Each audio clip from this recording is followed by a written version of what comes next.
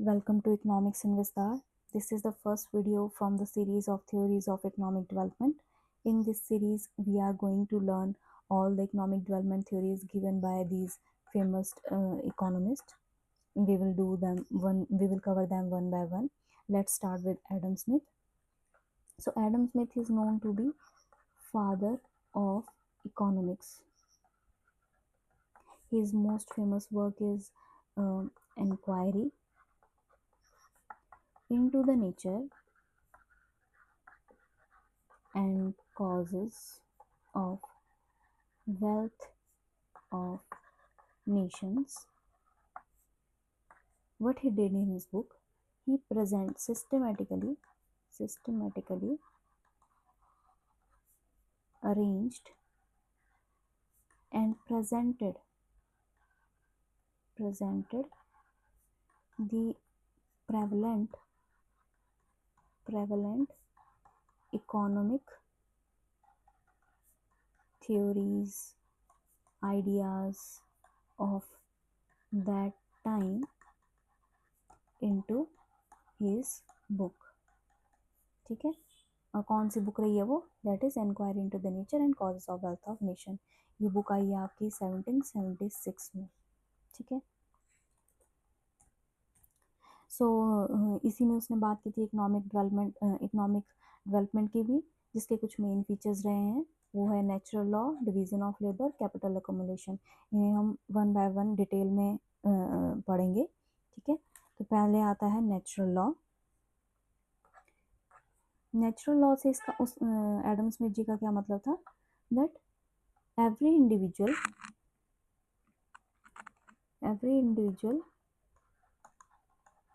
is best judge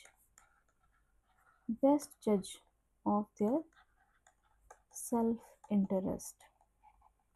ठीक है. हर एक इंडिविजुअल जो है अपने सेल्फ इंटरेस्ट के लिए काम करता है और वो अपने लिए क्या करता है? बेस्ट डिसीजन लेता है. बेस्ट डिसीजन लेगा वो अपने लिए.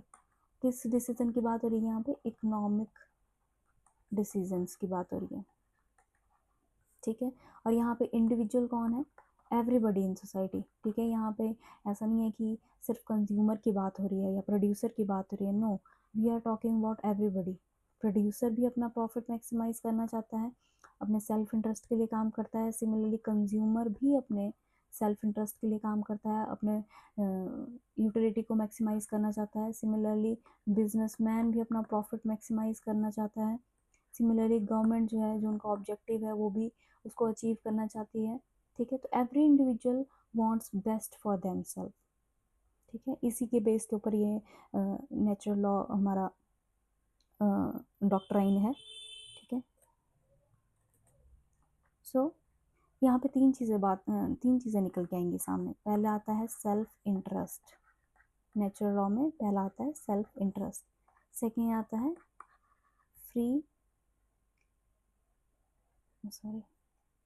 सेकेंड आता है laser fair. And third is invisible hands. ठीक है. यहाँ पे सेल्फ इंटरेस्ट से क्या मतलब है कि every individual is the best जज of their self interest. So let them be free and let them make their own decision without any kind of interruption और इंटरवेंशन. ठीक है. ये हो गया आपका सेल्फ इंटरेस्ट. फिर आता है आपका लेज़र फेयर. लेज़र फेयर आपका वही है कि यहाँ पे कोई भी रिस्ट्रिक्शंस नहीं होनी चाहिए. ठीक है. गवर्नमेंट को ना ही इंडिविजुअल्स के इकोनॉमिक एक्टिविटी के अंदर कोई इंटरप्शन करनी चाहिए, ना ही मार्केट के अंदर कोई इंटरप्शन करनी चाहिए. क्योंकि मार्केट में क्या प्ले कर रहे हैं? इनविजिबल हैंड्स हैं. इनविजिबल हैंड से क्या मतलब है कि मार्केट की अपनी खुद फोर्सेस हैं, डिमांड सप्लाई. ठीक है. वो सप्लाई फोर्सेस हैं, डिमांड एंड सप्लाई फोर्सेस हैं, जो कि अपने आप मार्केट को इक्विलिब्रियम में लेके आ जाते हैं. इवन इफ मार्केट में डिसइक्विलिब्रियम आता है, किसी तरह की इंटरप्शन होती है, किसी तरह की कोई रुकावट आती है, कोई भी हलचल होती है, तो मार्केट इस बात को करेक्ट करने में खुद सक्षम है. ठीक है. तो इसके लिए किसी भी तरह की उसको इंटरप्शन की ज़रूरत नहीं है, कोई रिस्ट्रिक्शंस लगाने की ज़रूरत नहीं है. Let the market do its work. Let the individual take their own decisions without any kind of restriction. ठीक है, ये है आपका natural law. See what he says, he advocated the philosophy of free and independent action। Individual members और society जो है अगर free छोड़ी जाएगी उसकी इकोनॉमिक एक्टिविटी के लिए तो आउटपुट जो है वो मैक्सिमाइज होगा। और जब आउटपुट किसी इंडिविजुअल का आउटपुट मैक्सिमाइज होता है तो सोसाइटी का भी उसमें भला हो जाता है। ठीक है, उनका भी उसमें प्रॉफिट ऑब्जेक्टिव जो है वो मैक्सिमाइज हो जाता है। ठीक है, तो यहाँ पे क्या है, गवर्नमेंट इंटरवेंशन नहीं होनी चाहिए किसी भी चीज़ में, चाहे वो इंडस्ट्री का डिसीजन हो, कॉमर्स का हो, चाहे इंडिविजुअल का हो, क्योंकि नेचर इंसान को मॉरलिटी और ऑनेस्टी सिखाती है। ठीक है, उसके बाद नेक्स्ट आता है आपका division of labour. Division of labour को हम एक एग्जांपल के थ्रू देखेंगे जो कि एडम स्मिथ ने लिया था। उसने लिया था पिन फैक्ट्री एग्जांपल है। क्या हो रहा है अब इसमें कि एक दिन में एक लेबर एक पिन प्रोड्यूस कर रही है किसी एक पिन फैक्ट्री के अंदर। ठीक है, वहीं पर अगर एक दिन के अंदर अगर हम 10 लेबर लगा देंगे तो वो कितनी पिन प्रोड्यूस करेगी, ओनली 10 पिन। अब ऐसा क्यों हो पा रहा है, इतनी कम प्रोडक्शन क्यों हो पा रही है? उसके अकॉर्डिंग एक पिन बनाने के लिए 18 प्रोसेस लगती हैं। कितनी प्रोसेस लग रही हैं? 18 प्रोसेस। ठीक है, अब उस 18 प्रोसेस को अगर एक इंडिविजुअल करेगा तो क्या होगा, उसको पहले उसका टाइम वेस्ट होगा, पहले वो एक प्रोसेस करेगा, फिर उसको अभी वो उस काम में एडजस्ट हुआ ही होगा कि उसको सेकंड काम करना पड़ेगा, फिर तीसरा काम करना पड़ेगा, इस तरह से उसको कम से कम 18 प्रोसेसेस करने पड़ेगी हर एक इंडिविजुअल को। अब क्या हो रहा है इसमें, हम देख रहे हैं कि टाइम पहले तो वेस्ट हो रहा है। ठीक है, टाइम वेस्ट हो रहा है, और दूसरा एक इंडिविजुअल की इसमें शिफ्ट होने में बहुत ज़्यादा टाइम लग जा रहा है उसको। ठीक है, शिफ्ट होने में जैसे उसको बहुत ज़्यादा टाइम लग रहा है, और दूसरा एडजस्ट होने में, काम को एडजस्ट करने में, ठीक है, उसमें भी उसको बहुत ज़्यादा टाइम लग जा रहा है। ठीक है, तो अब क्या होगा, एडम स्मिथ क्या कहते हैं कि अब हम क्या करना चाहिए, उन 18 प्रोसेसेस को छोटे छोटे भागों में जैसे हमने डिवाइड किया, और एक इंडिविजुअल को या फिर 2 इंडिविजुअल को, जिस तरह से भी बैठता है, ठीक, सभी को काम डिवाइड कर दिया जाए। ठीक है, हर एक लेबर में ये प्रोसेस पूरी 18 प्रोसेस को अगर डिवाइड कर देंगे तो काम जो है वो आसान हो जाएगा। और एक ही काम जब वर्कर बार बार रिपीट पे करेगा तो उसकी उसमें निपुणता आ जाएगी।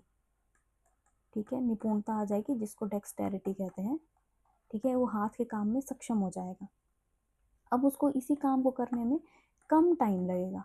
ठीक है, टाइम कम लगेगा उसे। तो और इसका रिजल्ट हमने देखा भी, इसका रिजल्ट किस तरह से, ये चीज़ उन्होंने अप्लाई करके देखी और ऐसा पाया कि जहाँ पे पहले एक दिन के अंदर एक लेबर एक पिन बना रही थी, और एक दिन के अंदर अगर हम 10 लेबर लगाएंगे तो 10 पिन ही प्रोड्यूस हो पा रही थी, वहीं पे एक दिन में 10 लेबर मिलकर 48,000 पिन्स जनरेट कर पा रहे थे। ठीक है, कितनी?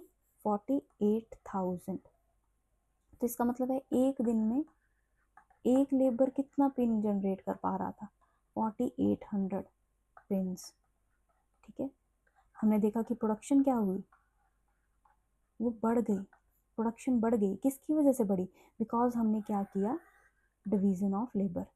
ठीक है, तो इसमें कुछ चीज़ें निकल के आई। जो क्या निकल के आया इसमें, पहला तो डेक्सटेरिटी बढ़ जाएगी, डेक्सटेरिटी बढ़ गई। ठीक है, दूसरा है टाइम सेव हो गया। ठीक है, टाइम भी सेव हो गया। और तीसरा आपका निकल के आया इन्वेंशन ऑफ इक्विपमेंट और मशीनरी। ठीक है, लेबर सेविंग, ये किस तरह की मशीनरी है? Labour saving. ठीक है, अब ये तीनों चीज़ें जो होगी तो इसकी वजह से क्या होगा, हमारा प्रोडक्टिविटी इंक्रीज होगी। प्रोडक्टिविटी इंक्रीज कैसे हुई है? Because of specialisation. ठीक है,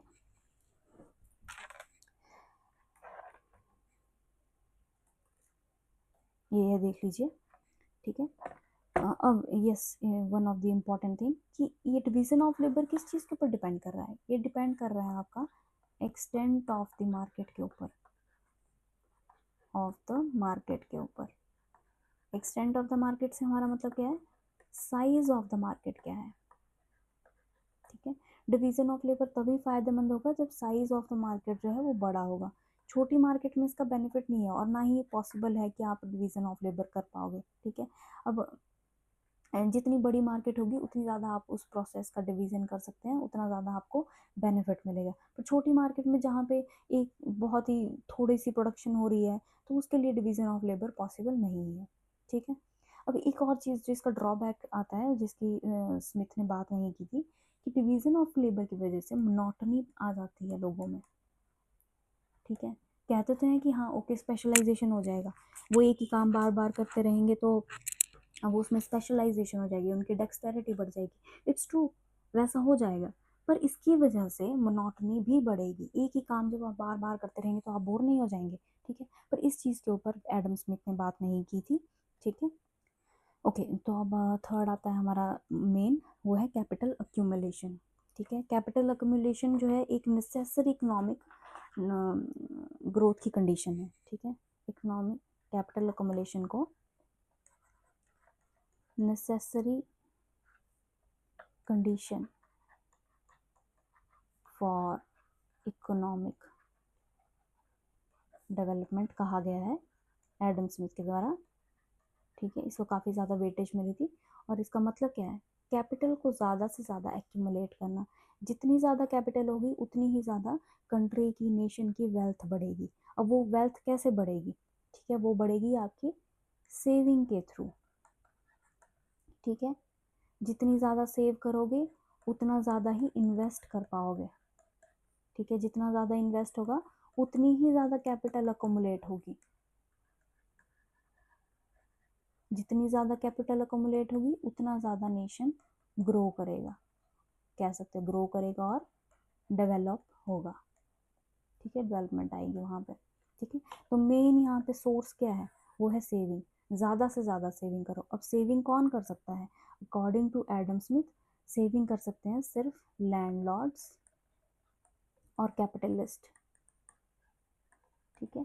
ये अपॉर्चुनिटी, ये प्रिविलेज किसके पास है सेविंग करने का, सिर्फ लैंडलॉर्ड और कैपिटलिस्ट के पास। क्यों, क्योंकि उन्हीं के पास प्रॉफिट्स हैं और वो अपने प्रॉफिट का कुछ पार्ट जो है सेव कर रहे हैं, पूरा का पूरा इन्वेस्ट, पूरा का पूरा खर्च नहीं कर दे रहे हैं, ठीक है। वो कुछ पार्ट प्रॉफिट का बचा रहे हैं, वही हमारा सेविंग कहलाएगा, ठीक है।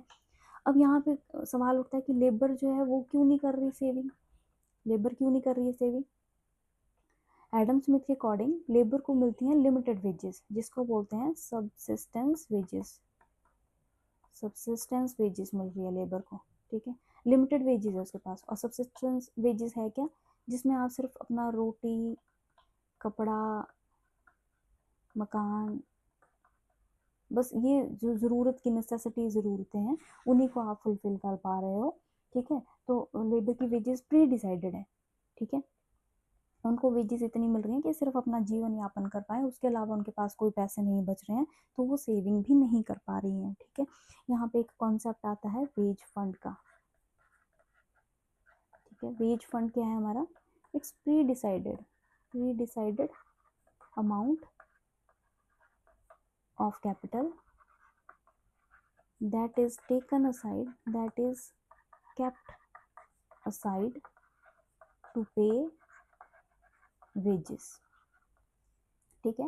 ये प्री डिसाइडेड अमाउंट होता है कैपिटल का, जो कि रखा जाता है साइड में टू पे द वेजेस, ठीक है। अब वेजेस कैसे पे की जा रही है, ये फंड का रेट कैसे डिसाइड हो रहा है, कितना फंड रखा जाएगा, वो हो रहा है decide wage rate multiply by population के ऊपर, ठीक है। सपोज मार्केट में रेट चल रहा है 10, ठीक है, और कितने एम्प्लॉय करना चाहता है वो, लेबर फोर्स कितनी लगाना चाहता है, सपोज वो लगाना चाहता है 5, तो कितना वेज फंड रखेगा वो साइड में, 50 रुपये का, ठीक है। इस तरह से ये डिसाइड होता है। अब सिचुएशन क्या आती है, सपोज कि आपके पास वेज फंड इंक्रीज हो गया, वेज फंड इंक्रीज कर गया वेज रेट से, ठीक है, जो प्रेवलेंट मार्केट में रेट चल रहा था उससे ज़्यादा है आपका वेज फंड रखा हुआ, तो इसकी वजह से क्या होगा, इसकी वजह से लेबर फोर्स इंक्रीज करेगी, लेबर फोर्स इंक्रीज करेगी, ज़्यादा से ज़्यादा लेबर जो है वो एम्प्लॉय होना चाहेंगे, ठीक है। उनके बीच में क्या बढ़ जाएगा, इसकी वजह से कंपटीशन बढ़ेगा, और जब कंपटीशन बढ़ेगा तो ज़्यादा लेबर मार्केट में अवेलेबल है ना, तो कंपटीशन बढ़ गया। धीरे धीरे क्या होगा, कंपटीशन के बढ़ने की वजह से कुछ लोग जो हैं वो अनएम्प्लॉयड रह जाएंगे। क्या सभी एम्प्लॉय हो पाते हैं? नहीं, कुछ लोग अनएम्प्लॉयड रह जाएंगे। जो अनएम्प्लॉयड रह जाएंगे उनकी शादी नहीं होगी, अपना जीवन यापन नहीं कर पाएंगे, शादी नहीं होगी, बच्चे नहीं होंगे, कुछ हो गए जो बीमारी की वजह से मर जाएंगे, ठीक है। इस तरह से धीरे धीरे से अब क्या हुआ, जो लोग अनएम्प्लॉयड थे उनकी वजह से पॉपुलेशन अब कम होना शुरू हुई, ठीक है। पॉपुलेशन कम होना शुरू करेगी तो लेबर भी अवेलेबल कम होगी, जितनी लेबर भी कम होती जाएगी अब कंपटीशन बढ़ेगा एम्प्लॉयर्स के बीच में, ठीक है। एम्प्लॉयर्स के बीच में कंपटीशन इंक्रीज करेगा, ठीक है। उनके बीच में कंपटीशन बढ़ रहा है कि वो अब लेबर लेना चाहते हैं, पर अब लेबर तो है नहीं अवेलेबल, तो उसकी वजह से वेजेस जो है वो राइज करना शुरू करेंगी, ठीक है। वेजेस अब राइज करना शुरू करेंगे धीरे धीरे। तो इस तरह से ये पूरा का पूरा सर्कल चलता है। ओके, नेक्स्ट आता है अब हमारा, यहाँ पे एडम स्मिथ ने बात की है एक स्टेशनरी स्टेट की। स्टेशनरी स्टेट है इकोनॉमी की, और एक है डेवलपमेंट स्टेट, ठीक है। डेवलपमेंट स्टेट है, ठीक है। ये दो स्टेट्स हैं। जो डेवलपमेंट स्टेट है उसमें वेजेस बढ़ती हैं, ठीक है। वेजेस धीरे धीरे से इंक्रीज करती रहती हैं, और स्टेशनरी स्टेट में वो पहुंच जाती हैं कहाँ, किस लेवल पे, सबसिस्टेंस लेवल। ये मिनिमम वेजेस हैं जो एक लेबर प्राप्त कर सकता है।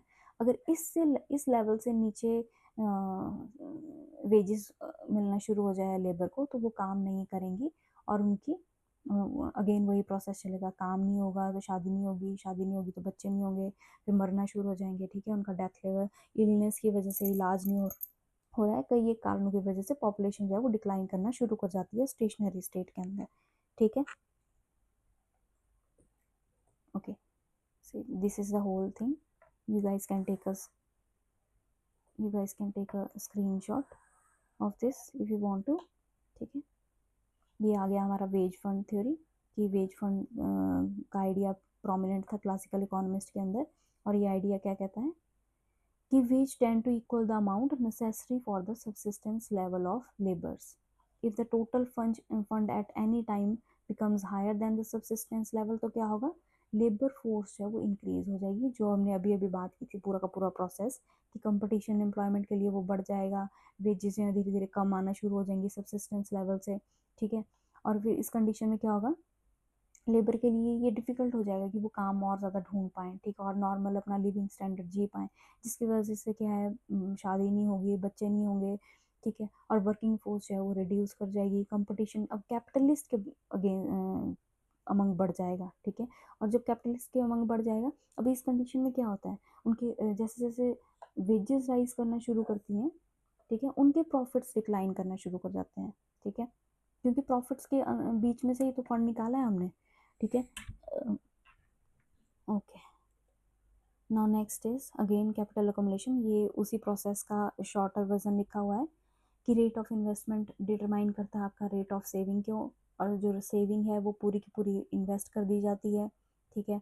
वेज फंड है, वेज फंड कहाँ से निकल के आ रहा है, कैपिटल से निकल के आ रहा है। एम्प्लॉयर को पहले से एडवांस में वर्कर्स को पैसे देने होते हैं, क्योंकि अभी प्रोडक्ट मार्केट में नहीं गया है अभी तक, तो ये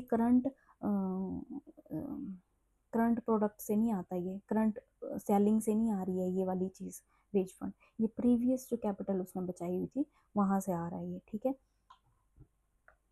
और जो साइज ऑफ वर्कफोर्स है और जो कैपिटल अवेलेबल है उसके बेस पर वेज लेवल डिसाइड होता है।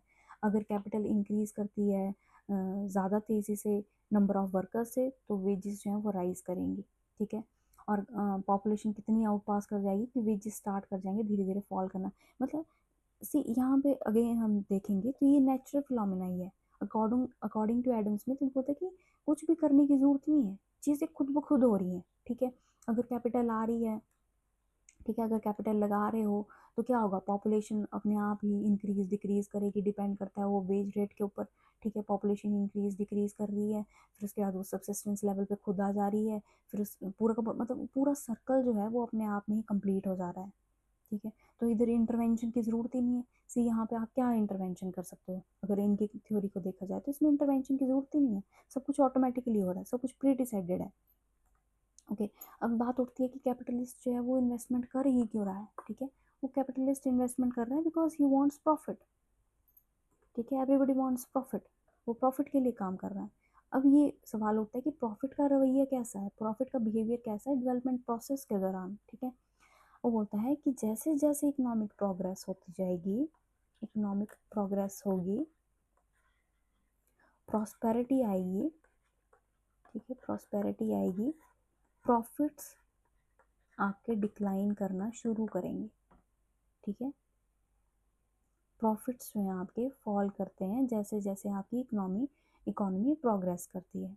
ठीक है, क्यों प्रॉफिट्स डिक्लाइन करना शुरू करते हैं, बिकॉज एक तो पहले वहाँ पे परफेक्ट कंपटीशन है। ठीक है, जैसे लोग देखेंगे कि इस इंडस्ट्री में ज़्यादा प्रॉफिट हो रहा है, धीरे धीरे और भी कैपिटलिस्ट जिनके पास पैसा है वो सारे के सारे वहाँ पे आना शुरू कर देंगे और कंपटीशन इंक्रीज होगा। जैसे ही कंपटीशन इंक्रीज होगा, धीरे धीरे सबके प्रॉफिट्स जो हैं वो कम होना शुरू हो जाएंगे। ठीक है, और अब यहाँ पे क्या है, कंपटीशन चल पड़ेगा लेबर क्लास के लिए। सारे के सारे जो हैं अब जो लिमिटेड वेजेस है। ठीक है, फिलहाल तो लिमिटेड है, एकदम से पॉपुलेशन थोड़े ना बढ़ेगी, थोड़ा टाइम तो लगेगा उसको। तो जो पॉपुलेशन जो लेबर्स हैं उनके लिए डिमांड ज़्यादा बढ़ जाएगी।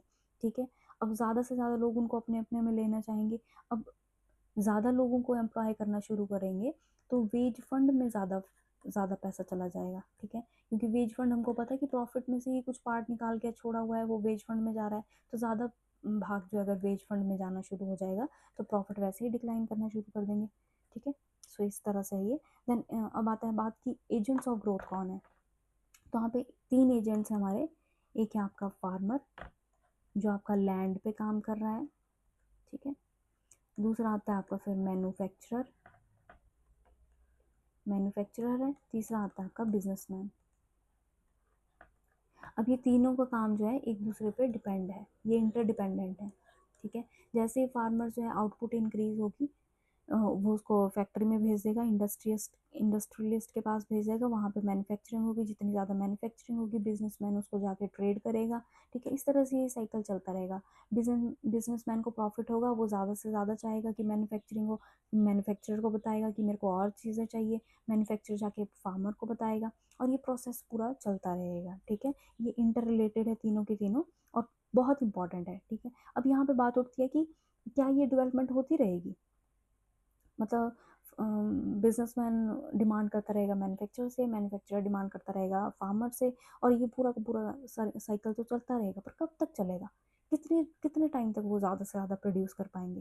ठीक है, वो प्रोड्यूस कर पाएंगे ओनली तब तक जब तक कि वहाँ पे नेचुरल लेवल पे फुल स्टॉप ना लगे, बिकॉज अगेन यहाँ पे रिस्ट्रिक्शन कौन पुट कर रहा है, nature, because there is scarcity of resources.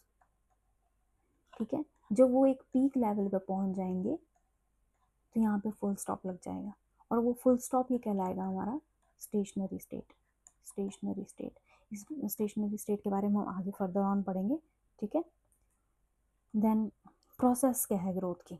ठीक है, इसको इसको हम इतनी देर से रिपीट कर रहे हैं, सेम चीज़ है यहाँ पे भी कि कैपिटल अकोमुलेट हुई, कैपिटल अकोमुलेट कहाँ से हो रही है, आपकी सेविंग के थ्रू हो रही है, और ये तभी पॉसिबल हो पाएगा जब हमारे पास मार्केट बहुत बड़ी होगी।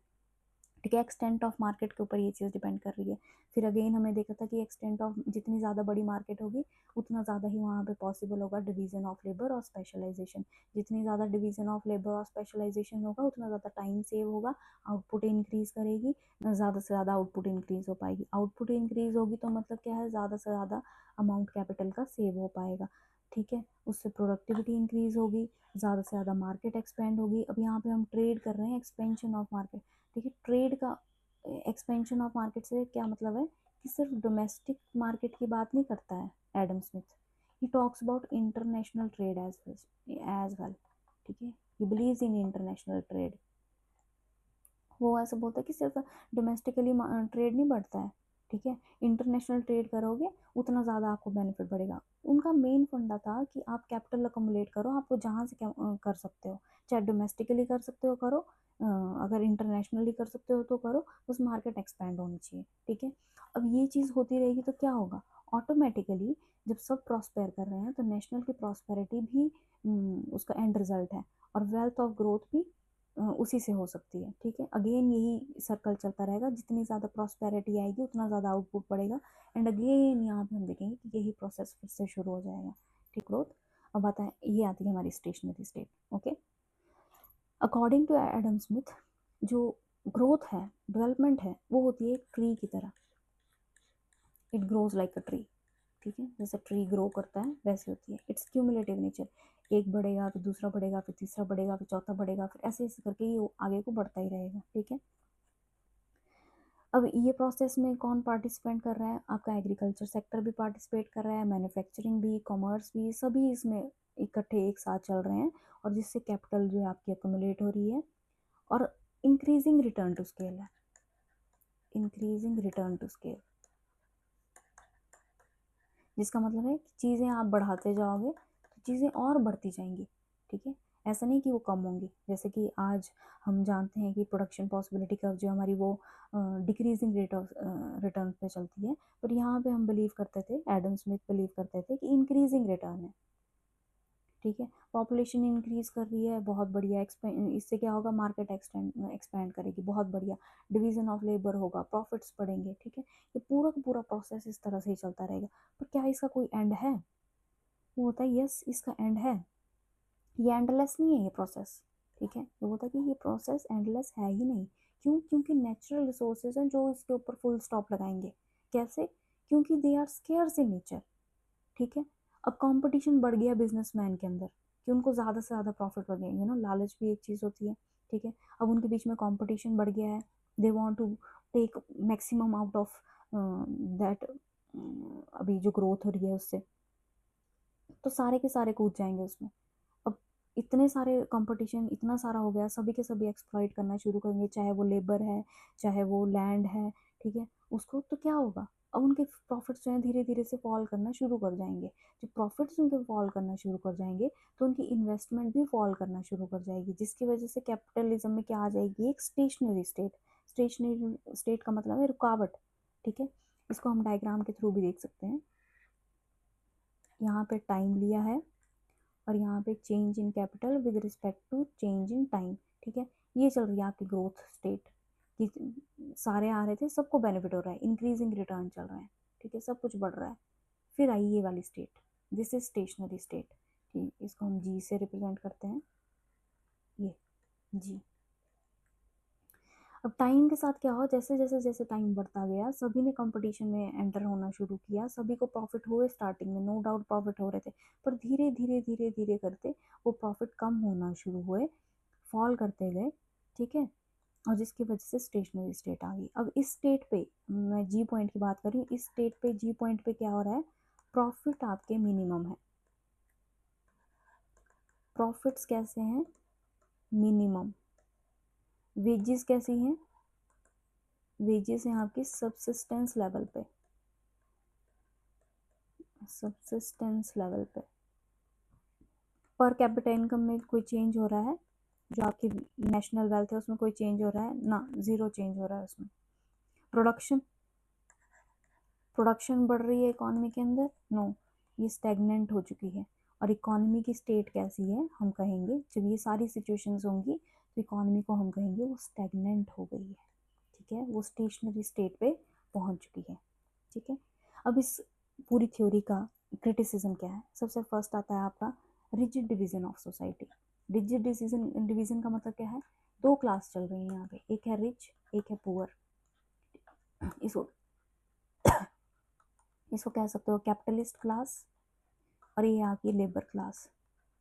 ओके, एक चीज़ मैं बताना भूल गई, यहाँ पे लेबर भी दो भागों में डिवाइड की गई है, एक होती है आपकी प्रोडक्टिव लेबर और दूसरी होती है आपकी नॉन प्रोडक्टिव लेबर, ठीक है। प्रोडक्टिव लेबर कौन सी है, जो आपकी आउटपुट प्रोड्यूस कर रही है, मैन्युफैक्चरिंग में लगी है, आउटपुट प्रोड्यूस कर रही है किसी तरह से। और नॉन प्रोडक्टिव है जो हाउस होल्ड में सर्वेंट्स लगे हैं, ठीक है, कार ड्राइवर है, वो सारे के सारे आते हैं आपके नॉन प्रोडक्टिव लेबर के अंदर। तो according to Adam Smith he wants कि आप प्रोडक्टिव लेबर के ऊपर इन्वेस्ट करो, ना कि नॉन प्रोडक्टिव लेबर के ऊपर। ठीक है, तो फिर से हम देखते हैं यहाँ पे दो क्लासेस की बात हो रही है, एक हो रही है कैपिटलिस्ट क्लास की बात और एक हो रही है लेबर क्लास की बात। यहाँ पे क्लियर कट डिस्टिंक्शन है, मिडिल क्लास का यहाँ पे कोई जिक्र नहीं है, जो कि बहुत इंपॉर्टेंट क्लास है, हम सब जानते हैं। मिडिल क्लास का यहाँ पे कोई जिक्र नहीं था। ठीक है, देन सेकेंड लिस्ट में क्या आता है, one sided saving base. One sided saving base का मतलब क्या है कि there is no saving done by labour. Saving कौन कर सकता है, सिर्फ कैपिटलिस्ट क्लास, सिर्फ कैपिटलिस्ट ही सेविंग कर सकते हैं, क्योंकि वही प्रॉफिट कमा रहे हैं, प्रॉफिट का ही कुछ पार्ट जो है वो सेव किया जा रहा है, वही पार्ट जो है आगे जाके इन्वेस्ट किया जा रहा है। ठीक है, सेविंग किसी न किसी तरह से अपने आप को इन्वेस्ट करा ही देती है, ये उनका ये नेचर है। ठीक है, एज पर नेचर कि कैपिटलिस्ट जो है वो सेविंग करेगा, सेविंग जो है वो इन्वेस्ट हो जाएगी। पर लेबर का इसके पास कोई रोल नहीं है, क्यों, क्योंकि उनको सिर्फ सब्सिस्टेंस लेवल ऑफ वेजेस ही मिल पा रही है। देन आती है इसमें unrealistic assumption of perfect competition. ठीक है, यहाँ पे लेज़ी फेयर की बात हुई है और साथ में इनविजिबल हैंड्स की बात हुई है। निग्लेक्ट एंटरप्रेन्योरशिप, एंटरप्रेन्योरशिप के ऊपर कोई रोल नहीं है, उसने मेन फोकस किया था फार्मर के ऊपर एंड आपका बिजनेसमैन के ऊपर। तीन ही इसमें पार्टीज हैं आपकी, एक है फार्मर, एक है मैन्युफैक्चरर और तीसरा आता है बिजनेसमैन। ठीक है, फार्मर प्रोड्यूस कर रहा है, मैन्युफैक्चरर उससे प्रोडक्ट बना रहा है, एक फिनिश्ड प्रोडक्ट बना रहा है, और बिजनेसमैन उसको आगे जाके ट्रेड कर रहा है। ठीक है, देन आती है अनरियलिस्टिक स्टेशनरी स्टेट। जैसे कि हमने देखा कि स्टेशनरी स्टेट में क्या होगा कि प्रॉफिट ज़ीरो हो जाएगा, वेजेस जो है वो बिल्कुल सब्सिस्टेंस लेवल पे है।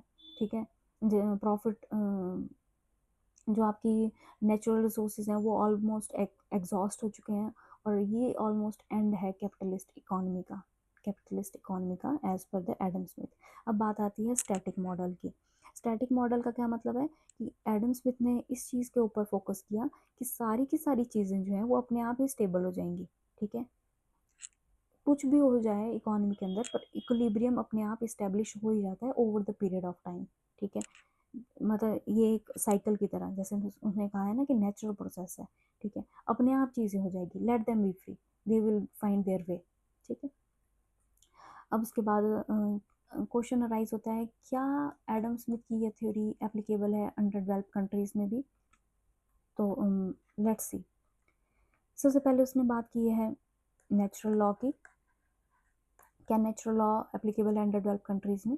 हमने जाना कि नेचुरल लॉ में सब कुछ अपने आप ही फिक्स हो जाता है। ठीक है, सब लोग सेल्फ इंटरेस्ट की बात करते हैं। ठीक है, अगर आप किसी हर एक इंडिविजुअल को फ्री रखा जाए, उसके ऊपर कोई रिस्ट्रिक्शंस ना लगाई जाए, तो वो अपने सेल्फ इंटरेस्ट के ऊपर काम करते हैं। ठीक है, वो अपना मैक्सिमाइज कराना चाहते हैं इकोनॉमिक ऑब्जेक्टिव को, और जब इकोनॉमिक ऑब्जेक्टिव एक इंडिविजुअल का फुलफिल होता है तो सोसाइटी एज ए होल भी वो फुलफिल हो जाता है। तो इसके लिए वहाँ पे इनविजिबल हैंड्स हैं, कोई रिस्ट्रिक्शंस नहीं होनी चाहिए, गवर्नमेंट का रोल जो है बहुत ही मिनिमम है। तो is it possible for under developed country to survive in this situation? वो होता है no, it is not, because richer will exploit poor class. ठीक है, रिच जो है वो पुअर क्लास को एक्सप्लॉइट करेंगे, उनको फ़र्क नहीं पड़ रहा है कि वो सब्सिस्टेंस लेवल पे भी रखी जाए वेजेस या ना रखी जाए, उनको कोई फ़र्क नहीं पड़ेगा उससे। तो एक्सप्लॉइटेशन बढ़ जाएगी, इसलिए गवर्नमेंट की इंटरवेंशन अंडर डेवलप्ड कंट्रीज़ में ज़्यादा होती है। ठीक है, अब सेकंड था उसमें division of labour. We all know division of labour तो यहाँ पर पॉसिबल है ही नहीं है, क्योंकि डिवीज़न ऑफ लेबर की फर्स्ट रिक्वायरमेंट क्या होती है कि एक्सटेंट ऑफ मार्केट जो है वो बड़ा होना चाहिए। ठीक है, साइज़ बड़ा होना चाहिए मार्केट का। ठीक है, मार्केट का साइज अंडर डेवलप कंट्रीज में कैसा होता है, वो पहले ही छोटा होता है। तो ये पॉसिबल है सिर्फ डेवलप कंट्रीज में, जहाँ पे मार्केट का साइज बड़ा हो। जब डिवीजन ऑफ लेबर नहीं हो पाएगा तो फिर कैपिटल अकोमोलेट भी नहीं हो पाएगी। ठीक है, कैसे नहीं हो पाएगी, क्योंकि ज़्यादा आउटपुट ही नहीं हो पा रही है, ज़्यादा कैपिटल ही नहीं बन पाएगी, ज़्यादा कैपिटल नहीं बन पाएगी, उसका पार्ट प्रॉफिट में नहीं रखा जा पाएगा, प्रॉफिट में नहीं रखा जा पाएगा तो सेविंग में नहीं आएगा, सेविंग में नहीं आएगा तो इन्वेस्टमेंट में नहीं आएगा। ठीक है, तो ये पूरा साइकिल चलेगा। तो अंडर डेवलप कंट्रीज में एप्लीकेबल नहीं है एडम स्मिथ की थ्योरी। ठीक है, अब हम थोड़ा सा रिवाइज कर लेते हैं, हमने इस वीडियो में क्या पढ़ा। सबसे पहले हमने बात की एडम स्मिथ की, he was known to be father of economics. उनकी जो मोस्ट फेमस बुक है inquiry into the nature and causes of wealth of nation, जो कि 1776 में पब्लिश की गई थी। उस बुक के थ्रू हमें पता चलता है कि इकोनॉमिक डेवलपमेंट के ऊपर उन्होंने क्या बात की थी। उसमें उन्होंने कुछ फीचर्स बताए हैं इकोनॉमिक डेवलपमेंट के, जिसमें पहला फीचर आता है आपका नेचुरल लॉ। ठीक है, नेचुरल लॉ, इसमें 3 चीज़ें आती हैं नेचुरल लॉ में। एक आता है self interest, that individuals are the best जज ऑफ देयर सेल्फ इंटरेस्ट। ठीक है, फिर सेकंड इसमें आता है लेज़े फेयर, लेज़े फेयर जिसका मतलब है फ्रीडम ऑफ चॉइस। ठीक है, no restriction, no restrictions, government की या फिर किसी स्टेट अथॉरिटी की किसी भी तरह की कोई इंटरवेंशन नहीं होनी चाहिए। ठीक है, तभी इकॉनमी ग्रो करेगी। और तीसरा आता है आपका इनविजिबल हैंड्स, इनविजिबल हैंड्स कि मार्केट का एक मार्केट जो है अपने आप वे निकाल ही देती है इक्विलिब्रियम में होने के लिए, तो उसके अंदर भी किसी तरह की इंटरवेंशन करने की ज़रूरत नहीं है। Let the market forces do their work. ठीक है, तो ये हमने देख लिया नेचुरल लॉ। फिर सेकंड हमने देखा था इसमें डिवीज़न ऑफ लेबर। ठीक है, division of labour, division of labour से हमने देखा था 3 तरह के फ़ायदे होते हैं। पहले तो डिवीज़न ऑफ लेबर कहाँ पॉसिबल है, ओनली वहाँ पर जहाँ पर एक्सटेंट ऑफ मार्केट बड़ा हो। जितनी ज़्यादा बड़ी मार्केट होगी उतना ज़्यादा डिवीज़न ऑफ लेबर वहाँ पे पॉसिबल होगा, उतनी ज़्यादा वहाँ पे स्पेशलाइजेशन पॉसिबल होगी। ज़्यादा स्पेशलाइजेशन होगी इसका मतलब है प्रोडक्टिविटी भी ज़्यादा इंक्रीज़ होगी। प्रोडक्टिविटी कैसे इंक्रीज़ होगी, बिकॉज वहाँ पर डेक्सटेरिटी बढ़ जाएगी, निपुणता बढ़ जाएगी। ठीक है, निपुणता बढ़ जाएगी। तो सेकेंडली और इसमें क्या होता है, टाइम सेव होगा। अब जब बंदा निपुण हो चुका है, जब एक इंडिविजुअल निपुण हो चुका है उस काम को करने में, एक ही काम बार बार बार बार रिपीट कर रहा है, तब उसको सेम काम करने में टाइम कम लगेगा। तीसरा आता है यहाँ पे invention, invention of new equipment और मशीनरी। ठीक है, और वो किस तरह की होगी, labour saving, labour saving technique. अब टाइम बच गया है, और दूसरा आप किसी भी लेबर जो बार बार एक ही काम रिपीट कर रहा है, उसको पता है कि इस काम को किस तरह से करेंगे तो ज़्यादा हमको बेनिफिट होगा। ठीक है, तो उसके लिए वो मशीनरी भी सजेस्ट कर सकते हैं। ये आ गया आपका डिवीज़न ऑफ लेबर। फिर तीसरा आता है आपका capital accumulation, sorry capital accumulation. Capital accumulation में एज वी नो कि सबसे ज़्यादा फोकस किया गया है सेविंग के ऊपर, बिकॉज रेट ऑफ सेविंग के ऊपर ही डिपेंड करता है आपका रेट ऑफ इन्वेस्टमेंट। ठीक है, और रेट ऑफ इन्वेस्टमेंट जितनी ज़्यादा होगी वो सारा का सारा इन्वेस्ट कर दिया जाएगा मार्केट के अंदर। ठीक है, इसके अंदर हमने बात की एक वेज फंड की। वेज फंड क्या होता है, आपका प्री डिसाइडेड फंड है जो कैपिटलिस्ट साइड में रखता है to give the wages to the labour class. ठीक है, फिर हमने देखा कि वेज फंड अगर ज़्यादा हो जाए वेज रेट से तो क्या सिचुएशन पैदा होगी, वो पूरा का पूरा साइकिल जिसमें पॉपुलेशन इंक्रीज हुई फिर कैसे वो डिक्रीज होगी और कैसे वेजेस जो है वापस उसी लेवल पे आ जाएंगी और सब्सिस्टेंस लेवल को अपना गेन कर लेंगी। ठीक है, ये पूरा प्रोसेस हमने देखा। उसके बाद हमने ये देखा कि एजेंट्स कौन से होते हैं, एजेंट्स कौन से हैं, तो 3 एजेंट्स हैं हमारे। एक है आपका फार्मर, फिर एक मैन्युफैक्चरर, फिर आपका बिजनेसमैन। ठीक है, ये किस तरह से तीनों आपस में डील करते हैं, कैसे इनका काम इंटर रिलेटेड है और इकोनॉमिक डेवलपमेंट की और तरफ ये जाते हैं। और फाइनल स्टेट जो आती है हमारी स्टेशनरी स्टेट आती है। फिर हमने स्टेशनरी स्टेट के बारे में भी पढ़ा, स्टेशनरी स्टेट क्या होती है या फिर स्टैग्नेशन स्टेट बोल दो, जिसमें हमने देखा कि यहाँ पे अगर हम टाइम खोलेंगे और यहाँ पे change in capital with respect to change in time करेंगे तो एक इकॉनमी इस तरह से मूव करेगी, इस तरह से मूव करेगी। पहले इकॉनमी में जैसे जैसे डेवलपमेंट होती रहेगी वैसे वैसे प्रॉफिट इंक्रीज, जैसे जैसे इकॉनमी में डेवलपमेंट होती रहेगी प्रॉफिट्स जो है डिक्लाइन करते जाएंगे। क्यों डिक्लाइन करते जाएंगे, क्योंकि कंपटीटर्स बढ़ते जाएंगे, कंपटीटर्स बढ़ते जाएंगे। जितने ज़्यादा कंपटीटर्स होंगे प्रॉफिट जो है उतना शेयर कम होता जाएगा, क्योंकि जितने ज़्यादा कंपटीटर्स होंगे वो अब क्या करते रहेंगे, वेजेस उतनी ज़्यादा लगेगी, उतना ज़्यादा पार्ट जो है उनको वेजेस में डालना पड़ेगा। तो वेज फंड के अंदर ज़्यादा पार्ट चला जाएगा और प्रॉफिट में कम होगा। जितना ज़्यादा प्रॉफिट कम होगा उसका उतना ही कम पार्ट सेविंग में जाएगा। सेविंग कम होगी तो फिर क्या कहते हैं, इन्वेस्टमेंट भी कम होती जाएगी। ठीक है, ये फाइनल स्टेट है कैपिटल इकोनॉमी की। ये फाइनल स्टेट, इसको बोलते हैं स्टेशनरी स्टेट। स्टेशनरी स्टेट में हमने देखा क्या होता है, प्रॉफिट मिनिमम होते हैं। ठीक है, वेजेज होती हैं आपकी सब्सिस्टेंस लेवल पे होती हैं। ठीक है, और ये इकोनॉमी में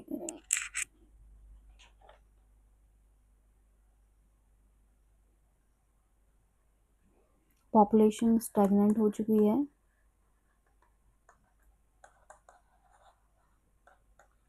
ठीक है, उसके बाद हमने इसके क्रिटिसिज्म देखे कि किस तरह से क्लास का बहुत ही रिजिड डिवीजन किया गया है। क्लास का रिजिड डिवीजन है। ठीक है, सेविंग सिर्फ कैपिटलिस्ट कर सकते हैं, लेबर क्लास के ऊपर कोई लेबर क्लास सेविंग नहीं कर सकती है। स्टेशनरी स्टेट की बात की है इसमें, जो कि बहुत ही स्टैटिक है। ठीक है, स्टैटिक मॉडल है कि सब कुछ इक्विलिब्रियम में आ जाएगा, खुद ब खुद इक्विलिब्रियम में आ जाएगा। ठीक है, तो ये अनरियलिस्टिक सी असम्पशंस हैं। परफेक्ट कंपटीशन एक अनरियलिस्टिक कंडीशन दी हुई है। ठीक है, उसके बाद हमने देखा कि क्या अंडर डेवलप्ड कंट्रीज़ में एडम स्मिथ का थ्योरी जो है वो काम कर सकती है, तो वी नो कि नहीं, ये काम नहीं कर सकती because it doesn't meet the main features. ठीक है, तो इसी के साथ हमारी first theory of economic development ख़त्म होती है। नेक्स्ट हम कवर करेंगे रिकार्डो रिकार्डो की economic development theory. So see you in the next one. Thank you.